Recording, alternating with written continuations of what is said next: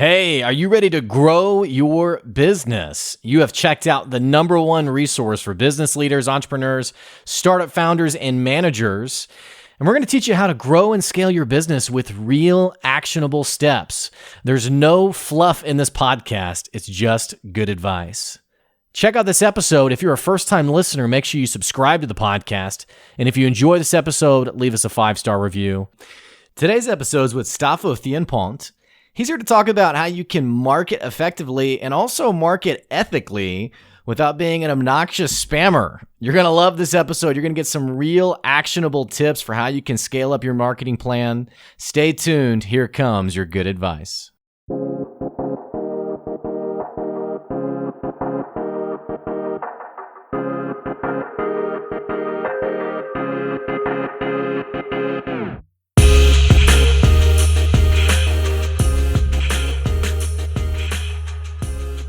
Hey, you've made it to another episode of the Good Advice Podcast. I got a special episode today. It's a guy that I've been wanting to talk to for quite a while now, and he's going to be bringing you some heat in the marketing space.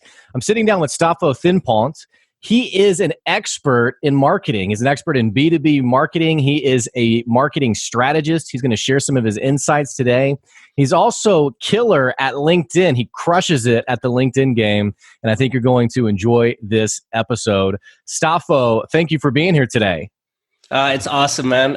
It's been a long time coming. I was a little bit difficult to schedule with, but I'm super excited to be here. Well, you're no more difficult than anyone else, fortunately. And so I appreciate you making the time. And I really mean what I said. I'm really excited. I know you do LinkedIn Live. I know you're active on LinkedIn. I know you're also, man, you're an expert even apart from LinkedIn. So I'm just excited to dig in and really, really get some of your insight today. Awesome. So talk to me a little bit about it. How did you get into the marketing space? So this is pretty funny. So I was a college dropout. I'm originally from Belgium, and I moved to Stockholm to go live in a gym, and I trained full time, and I was sleeping on the mats for a long time, competing all across the world. And then one day I kind of said to myself, okay, so I'm getting better at beating up my friends, but what is that really doing for the universe? So I wanted to do something where I'm giving back to the universe and to the market. So I looked back at my life to see the overlap of what strangers have been telling me that I'm good at, what my parents have been doing, what I've been doing for the past 10 years before that. And what I figured out is I'm good at systems and at language in sense of I can structure text very well. So I figured putting those two together, I would be pretty good at marketing. So I got into marketing and moved back with my mom, lived in the basement basically for a year, studying marketing like crazy. Before I knew it, I built this Facebook group with a couple of thousand people. I was getting invited to go create content for my favorite author. I started doing a little bit of work as a consultant. But in Belgium, I couldn't actually really start my business because the amount of money I would be getting in would be the same amount of money it costs to start a business, which is 8,000 euros. So what I did instead was I just took the last 1,000 euros I already had in the bank, rented an apartment for 2 months here in Bulgaria, and started my agency. And then somewhere in the middle between those, I got into a super secret LinkedIn group with some of the best people at the time on there. And I just picked their brains constantly on how to apply all this marketing wisdom and experience to LinkedIn. And that's where I started to get attracting leads on LinkedIn, learning how to do outreach on LinkedIn, getting a million views, all this kind of stuff. And I learned that from all those other really great marketers. And I figured, okay, so my core skill at the moment is LinkedIn. And I do want to sell a service. So I just started doing LinkedIn as a service for founders and executives looking to build their personal brand and also generate leads. Now we have to back up on the story, man, because you gave me some information that I got to pick apart. So you were in this gym, you're living on the floor basically, and it sounds like you would beat me up if I really, crossed paths with you. Was fitness just something you fell into? Was it just a hobby? Was that something that just made sense at the time? Yeah, I started jiu-jitsu when I was 15, so that's about 10 years ago now. But I moved it to the gym, I think 4 or 5 years ago.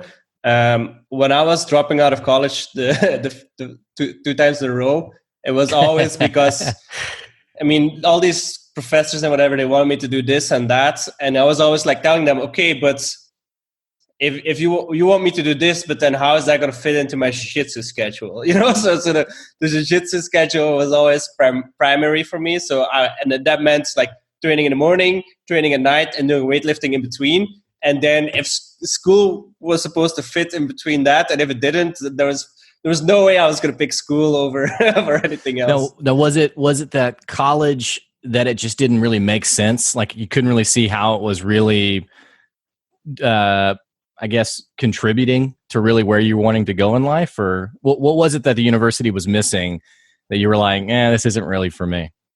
Well, so I think it actually started in high school. So in Belgium, you choose like different courses, let's say. It's course is not the right way, like trajectories. Okay, yeah. And I had chosen the kind of like psychology trajectory, which I really liked, but it didn't really offer any of the hard sciences. So there was no math or very little science. But then I got a passion for science when I was like 18, 19. So I went through a science. So I signed up for a bachelor in biochemistry, and it wasn't that I was like not talented at it or something, or that I was like, let's say, not smart enough, but I was like 6 years behind because like I had never really learned that. So that was like, it was not so much fun for me. And then the next thing I tried was nutrition, and there I had exactly the opposite problem because I had spent so many years obsessing over nutrition.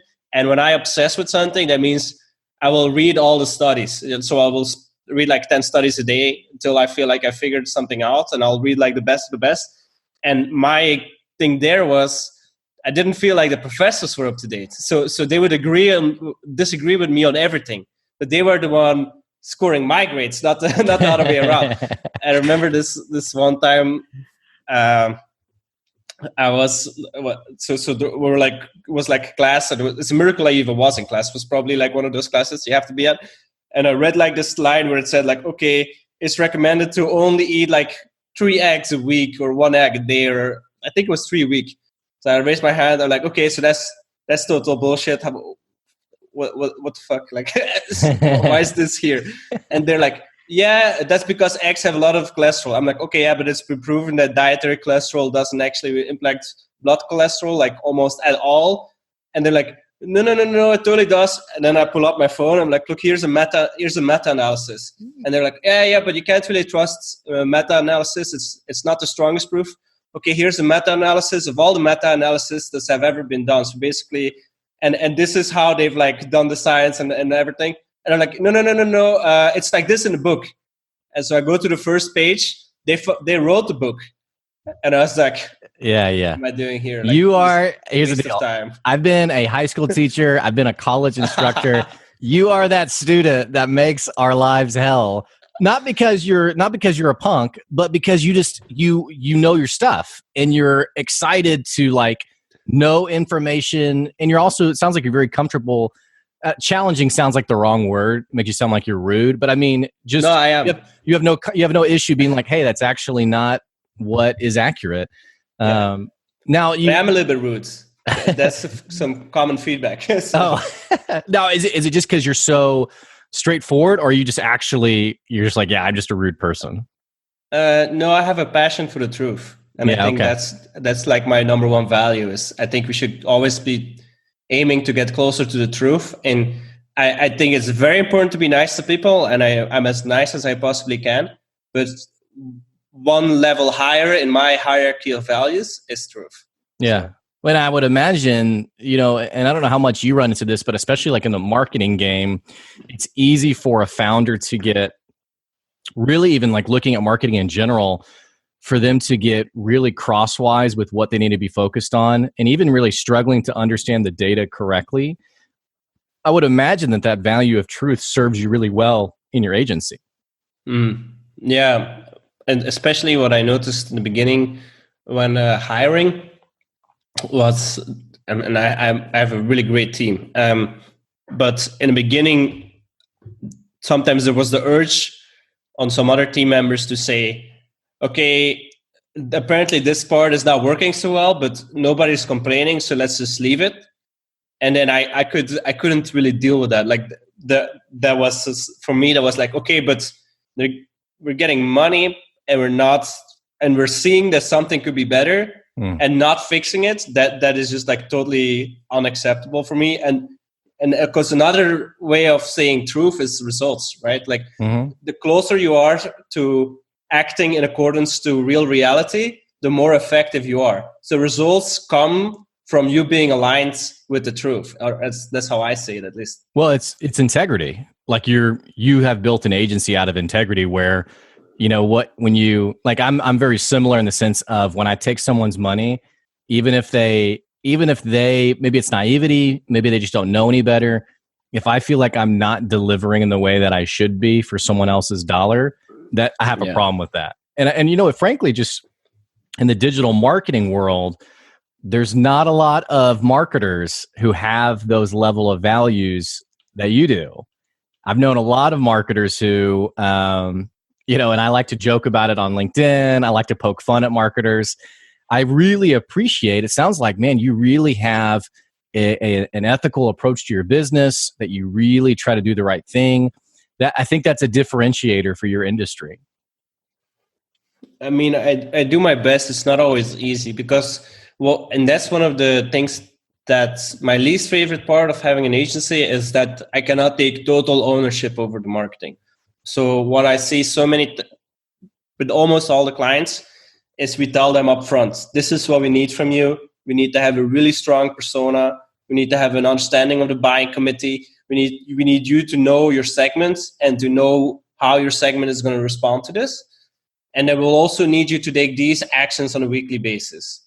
And we do all the things that we say we're going to do, like very fast. So, ready. Okay, but now it's your time to fill in the forms. Where are the forms? Okay, takes like 2 weeks to get in the forms. Okay, so tell me again about the targeting. Why do you think these people are the best ones? Oh, well, that one person from marketing said so. Okay, but how did you validate this? Right. And what happens is, it's so difficult to give the results that you promised and that you also know you can bring if the client is not playing ball 100%. Mm-hmm. So I have this very strong values about like doing everything within my power, but then sometimes you're still kind of like forced to take somebody's money without being immediately able to deliver on that, because so they want your service and but they're not enabling you, and that for me gives me such big internal turmoil, because Well, yeah, I get it completely. I mean, I've had clients where we've worked together for 6 to 8 months and the needle isn't moving, and it's not me, it's them. And I've noticed that, and I'd love to pick your brain on this. I've noticed that there are business owners who they'll take the first step of like paying you the invoice, but then the actual work and like the actual walking out of the strategy, I've noticed that business owners, it's that word focus. Like it's so easy to get distracted by all these other things and to go back to, okay, I need to validate this segment. I need to make sure that this offer makes sense. And I've had clients in the past where I've had to say, look, we're just wasting money. Like we just need to end the contract here. How have you, do you know any kind of secret sauce to get customers really focused and engaged? Because it's one of, I don't want to say it's one of my biggest problems. It's definitely something that's always top of mind for me, though, is this person putting in the work, so to speak, for our contract? Yeah. So I have a couple of things. The first thing is you got to make it as easy as possible for them to do their job. So you got to require them to do the least amount possible. And then what we do is our upsells are basically based on how much effort the client has to do. So more money for us is less work for them, and vice versa. Mm-hmm. And I'm very clear about this upfront.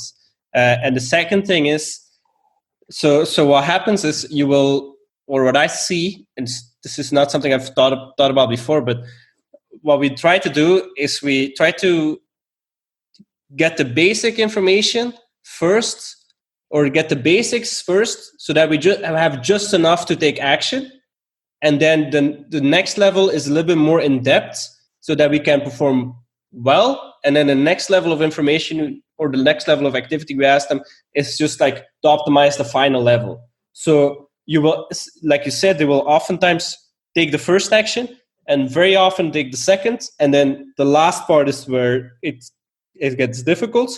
But if you get them 50% along the way, if that is the 20% you need to get 80% of the results, I think that's like the optimal situation. So I would think about structuring their involvement in the sense that you get the most important stuff first. And then another thing is I always get paid before the service. Because you sometimes will have people like, Well, and it feels like, I know for me, like those first conversations of like actually setting expectations for them to understand like, hey, what does this partnership really look like? I know that's always been really valuable for me.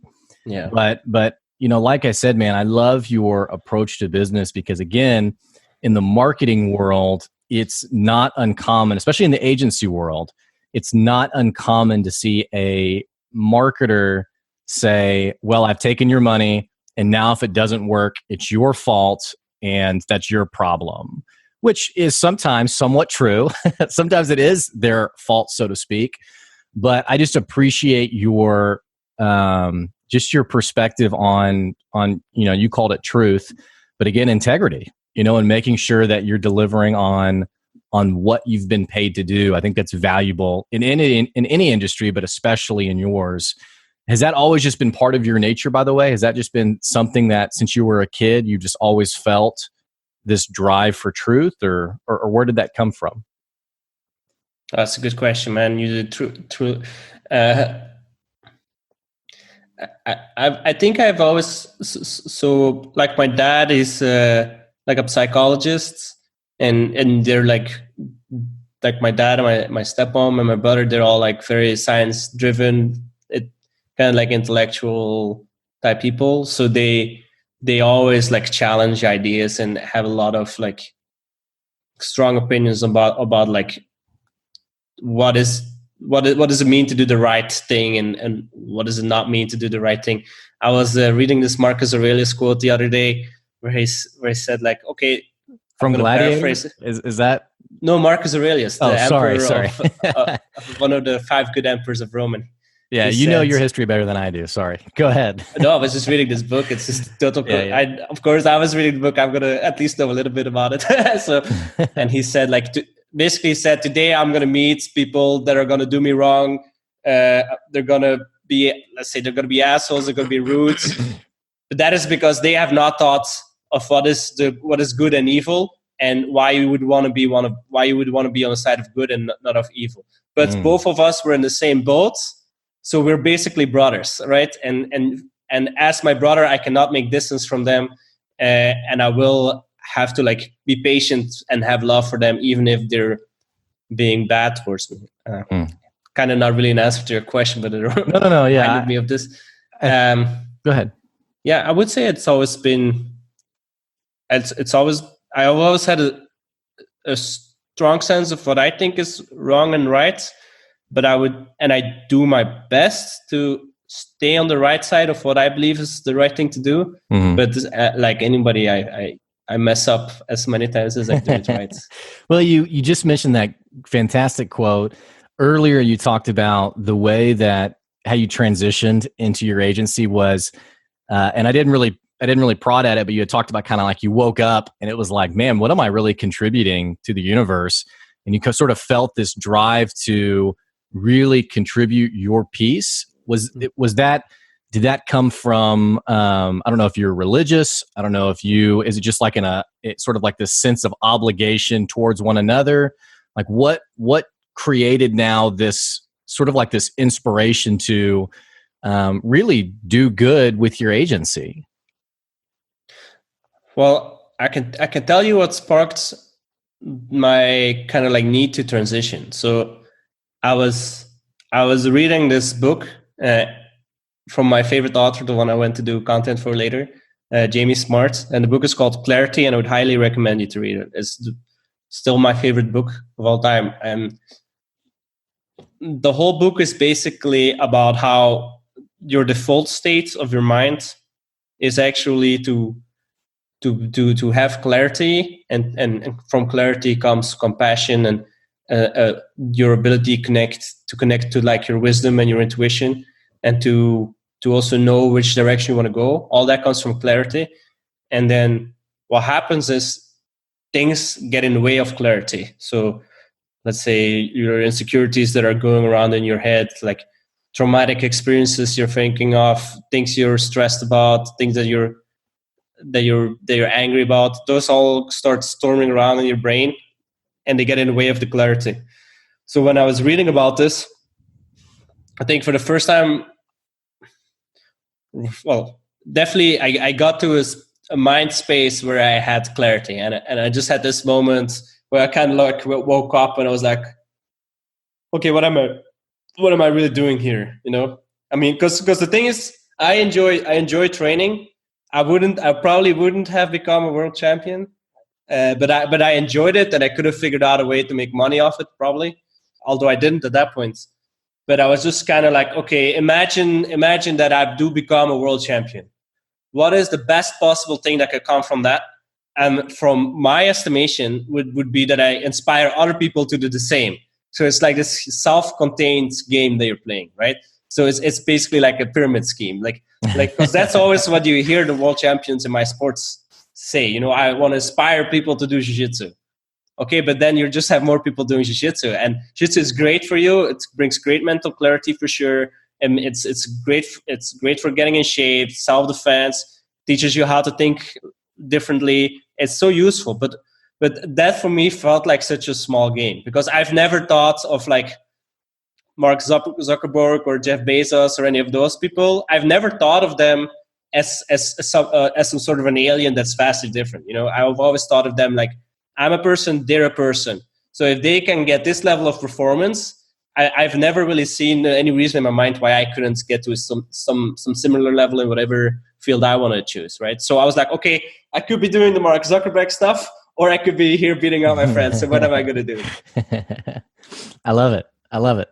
And so, you know, putting your agency together, you know, talk to me a little bit about, you talked about how marketing kind of just ended up making sense.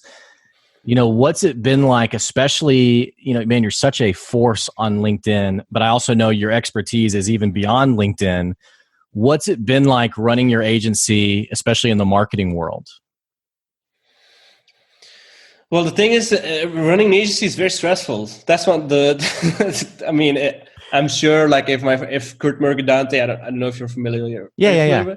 He was just on we have a local radio show that's like incredibly well known, and he was just on their show. Awesome. Yeah. But I haven't talked to him other than just listening. I was like, hey, I know that guy. So he's been on my show a couple of times as well. He's cool. My friend, and yeah, he's cool.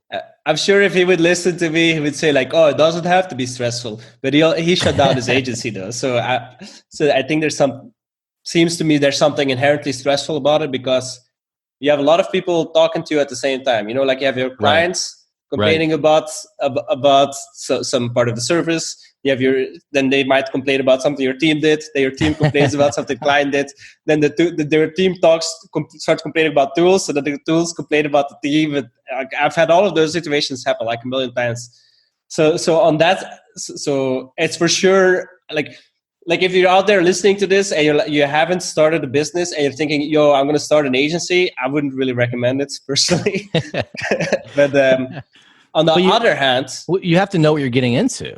Right. Yeah, like, I feel like, well, and I don't mean to interrupt you. It feels like when we talk about entrepreneurship, when we talk about agency life, man, it feels like we've made it way more sexy than it really is. And I see a lot of people, especially people who've quote, like they've made it. What they do is in literally one sentence, they say, I was working a minimum wage job to now making millions of dollars. And it's amazing. I love it. And so like the person who's never been an entrepreneur, who's stuck in their 9-to-5, why wouldn't they be excited about that? Why wouldn't they be motivated about that? But then you get into it and it's like, holy crap, this is like the most stressful, miserable thing I could have ever done. I mean, it's just interesting how there's two different conversations happening about this. And so I feel like what you're talking about is like the real it's the real grind of entrepreneurship?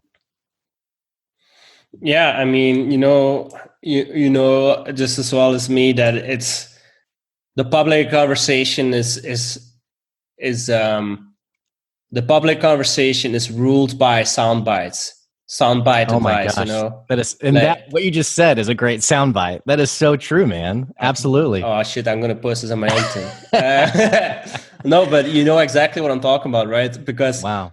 you just have hustle, hustle, hustle. Stop complaining. Move out of your parents' house. Like all this dumbass advice. Like, I mean, I'm not that. I gotta get flagged for that. It's not dumbass advice, but it's not very contextualized. You know, it's like, Yeah. then you have people like, you got to work super hard, and then you have the other people like, no, you got to work smart, and then the snobby ones are like, no, you got to work hard and smart, and then nobody's gonna tell you what either of those looks like.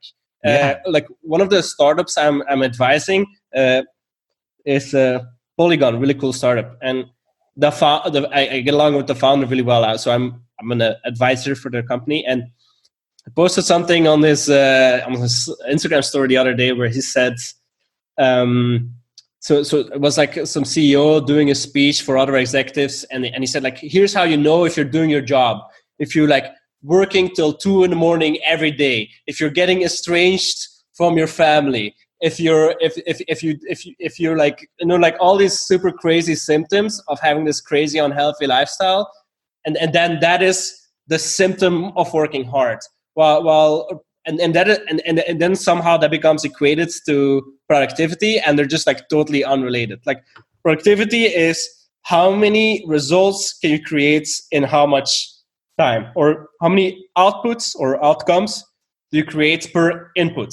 So it's literally the exact opposite, because if you could do one thing that has 5 outcomes, it's better than doing 5 things to get 1 outcome, right? Mm-hmm. I went a little rant there, but yeah. No, I mean, I think you're spot on, man. Like it's like words have lost their meaning. And so we say hustle, and then you find and I mean, I see it all the time, especially with not even the young business owner, but really all levels where they are working till 2 a.m. They are working the 80-hour weeks. But, you know, my philosophy has always been, if you're working 80-hour weeks and your business is not successful, it means that you're dysfunctional.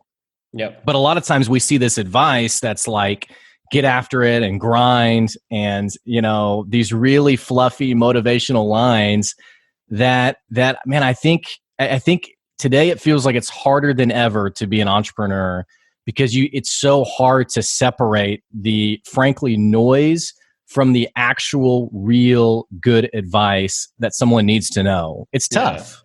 Yeah. I was talking to somebody on my podcast yesterday, Jean Bonifant. You should invite him. He's awesome.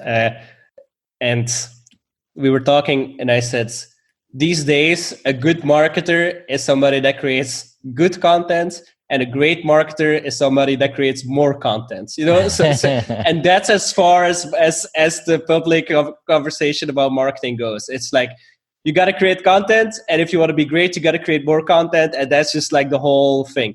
And it's just the content. I mean, I've built my whole business off creating content for myself and others, but it's just such a tiny top of the funnel thingy, you know? Like, yeah. Well, we're running out of time. I want to make sure I ask you this one question for lead generation, especially since that's a sweet spot of yours. And I'm sure a lot of my listeners can relate to this, does the cold inbox message work? Because I get messages, hey, you know, it's great to meet you. Are you happy with your business? Do you have time on Tuesday for a 10-minute phone call? Schedule here. And I'm like, man, I feel like you're going in for the kiss, and we haven't even got on the first date yet. And it feels like, as I'm talking to a lot of people, they have similar feelings that it doesn't really work. But since you're the lead gen expert, I mean, I would love to know, does it work? And if it doesn't, what can people do to actually create successful lead generation on LinkedIn? It works if all your other stuff is in order. So if you know who you're talking to, if you know how they're thinking, what it is that they need, if you have something that you can offer them for free that's of value, if you have product market fit and your product actually solves the problems of your targets, yes, it definitely works. if you would get a cold message from my company, you would probably not realize it's automated, because it would be fine-tuned to the needs of you and a select group of very similar people. And that is, I mean, we just ran a new campaign last week. One of our clients, they do keynote speaking. So what we did was we made sure that the event he went to was filled with people that would be good leads for him. Then we figured out who went to the events, and then we messaged everybody at the events that had the correct title and the correct segments. We said like, hey, you might remember me from the event. I was speaking there. I mentioned this free tool. If you want, I can send it here. If you need some more explanation, you can book a call here. How many of those people realized that was automated? Probably very little. Right. Out of the 20 people that have responded so far, we just set it up. Out of those 25, 5 people immediately said, let's hop on a call. And then about 10 people asked positive questions. And then no, more than that even. And then there was 2 answers unclear. 0% negative reactions. 0. Not a single negative reaction. And a lot of our campaigns go like this, because if you know who it is that you're talking to, or how you can help them, make the conversation make sense. You know, it's like, hey, it's me. Do you want to check out my website? It's not that's not the real cold outreach. That's spam and they're closely related, spam and cold outreach. You could even say they're pretty much the same thing. But I would argue that if you send somebody if you send somebody a message in the same way that you would if you had researched everything about them and known them all your life, and then you would message them with something that could help them, that is not spam at that point. At that point, you're just really actually trying to help people and try to establish new relationships. Well, and I like that word. I mean, I think the people who I've been intrigued by, in the sense of like I've responded to, it felt like their message was genuine. Like it wasn't generic. It didn't feel automated. Man, I even had a woman one time who sent me one of these automated messages, and the name was wrong. It was like, hey, Carl, yada, yada. And I was like, okay, this must have just been sent to Carl. And then later she messaged me and said, oh my gosh, I'm sorry, it was automated. I didn't realize I didn't change the name. But I could guarantee her, I was like, I'm never going to do business with you because there's no trust there, right? And it feels like people sometimes, they aren't thinking about how do I build even the smallest shred of trust with someone so that they will hop on a call with me, or that they'll at least have a conversation with me. It feels like a lot of times these cold outbound messages are just take. Hey, it's great to meet you. Come book a call with me here. Hey, come do this with me here. Hey, download this from me here. And it's very impersonal. And frankly, it's a little frustrating as a business owner because it's like, oh my gosh, where's a legitimate message in all of this? Yeah, I think a good way of looking at it is like, okay, am I aligning with my needs or am I aligning with their needs? Because it needs to be both. If you're just helping them, I mean, you got to run a business. This is wasting your time. If it's only aligning with you, you're just asking people to do stuff and they have no reason to give it to you. But if you can make a message or a campaign, or just like, walk up to somebody at a networking event and you can come at them with something that will help both of you, and that is something you can make it immediately apparent, then that's how you're going to win. Some more soundbite advice right there. Well, Stapho, this has been an incredible, man, I feel like we've just dug in and we're out of time. This has been so fun. What's like the one thing that the listeners can do to engage with you? Where do you want them to go? How do you want them to follow you? What's the one thing for them? Dude, it would be so cool if they would check out my podcast, which I just launched. So I have actually I forgot the URL, but I can send it to you later so you can put it in like the show description or whatever. I have a podcast, the TMF Picnic, where I'm interviewing, like world-class entrepreneurs, best-selling authors, sometimes coaches, a lot of really, really good cutting-edge marketers. And what I try to do is I try to figure out what is the 20% that they're doing that's bringing them 80% of the results. And the idea is that the audience will take something out of it so that they can get a little bit ahead of the game. So if anybody would want to check out my podcast, that would be dope. And otherwise, if you have any questions about lead generation, LinkedIn, B2B marketing strategy, it would be so cool if you would reach out to me on LinkedIn. I do my very best to respond to everybody. I'm not going to try to like sell you anything. Just send me your questions. I'm going to do my best to help. Well, this has been awesome, man. And for the listeners, I will make sure I put those links in the episode description. Stapho, thank you for being here today. Awesome. Yeah. And I'll just send you a link if you want to be on my show as well. It would be nice to have you on. Yeah, that'd be great. This conversation. It'd be great. For the listeners, thanks for checking out the episode. Make sure you hit that subscribe button because, hey, we got all sorts of amazing guests on this podcast, just like Stapho. And if you really enjoyed this episode, which why the heck wouldn't you? This episode was awesome. You need to leave us a 5-star review. That's all we got today. We'll catch you later. Have a great weekend.